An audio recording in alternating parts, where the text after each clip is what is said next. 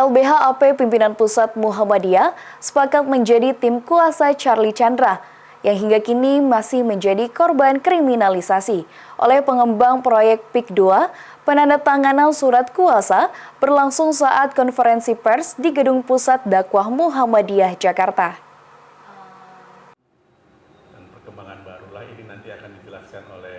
Lembaga Bantuan Hukum dan Advokasi Publik Pimpinan Pusat Muhammadiyah secara resmi menjadi kuasa hukum Charlie Chandra pada konferensi pers di Aula Kiai Haji Ahmad Dahlan Pusat Dakwah Muhammadiyah. Charlie Chandra sebelumnya dikriminalisasi dan ditetapkan sebagai tersangka kasus pemalsuan surat tanah setelah berjuang mempertahankan tanah milik keluarga seluas 8,7 hektar yang kini telah dibangun sebagai kawasan elit Pantai Indah Kapuk 2. Ketua Riset dan Advokasi LBH-AP Pimpinan Pusat Muhammadiyah Gufron menyampaikan saat ini Charlie kembali menjadi tersangka setelah Pengadilan Negeri Serang mengabulkan pra-peradilan untuk membatalkan SP3 dan melanjutkan kasus ini. Oleh karena itu, Charlie meminta bantuan hukum kepada LBH-AP Pimpinan Pusat Muhammadiyah untuk mendampingi proses hukum yang dialaminya sekarang. Insyaallah nanti Senin kita akan menyampaikan surat perlindungan hukum ya kepada Bapak Kapolri agar persoalan ini sebenarnya bisa diselesaikan. Dan memang sejak awal kami melihat bahwa ini kasus dipaksakan. Ya kan di Polda Metro Jaya kan sebelum udah SP3. Sudah SP3, kenapa ini dilaporkan lagi di Polda Banten gitu loh. Ya, jadi kita juga mau koreksi kenapa Polda Banten mau gitu menerima laporan yang sebetulnya sudah selesai gitu loh persoalannya. Mengajukan permohonan perlindungan hukum dulu kepada Kapolri. Setelah itu nanti kita lihat apakah ada langkah-langkah hukum apa. Misalnya kita gugat BPN-nya, Kanwil ya. Karena telah membatalkan SHM yang sudah 35 tahun ini. Kemudian bisa juga kita lapor Propam ya karena sesuatu yang dipaksakan ini kan bagian dari kriminalisasi gitu, dan hal-hal yang lain nanti kita akan lihat apa yang harus kita upayakan secara hukum.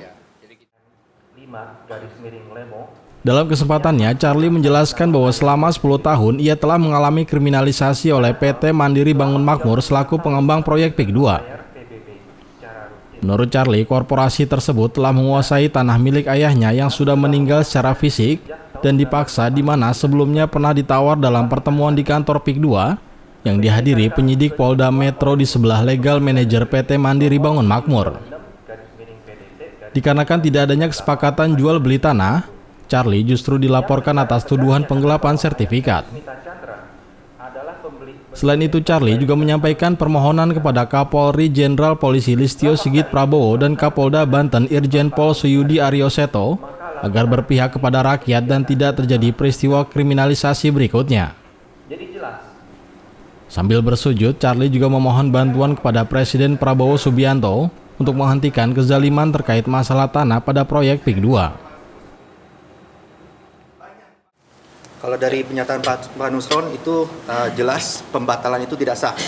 Jadi pembatalan yang dikeluarkan oleh Rudi Rubijaya sebagai Kanwil BPN Banten itu tidak sah karena sertifikat kami sudah 35 tahun dan Pak Nusron Wahid sudah membatalkan sertifikat-sertifikat yang kurang daripada 5 tahun. Nah, sudah jelas sertifikat yang di atas 5 tahun butuh perintah dari pengadilan dan saat ini tidak ada satupun putusan pengadilan negeri yang memerintahkan untuk membatalkan sertifikat kami. Maka itu saya mohon Bapak Nusron Wahid segera memulihkan hak-hak kami yang secara tegas dilanggar secara ilegal dan ini perlu dikoreksi. Bersama LBH-AP Pimpinan Pusat Muhammadiyah, Charlie Chandra meyakini bahwa Prabowo yang dalam pidatonya selalu memihak rakyat dapat merubah dan menyelesaikan persoalan ini. Ezi Aulia, Yunus Priyonggo memberitakan dari Jakarta.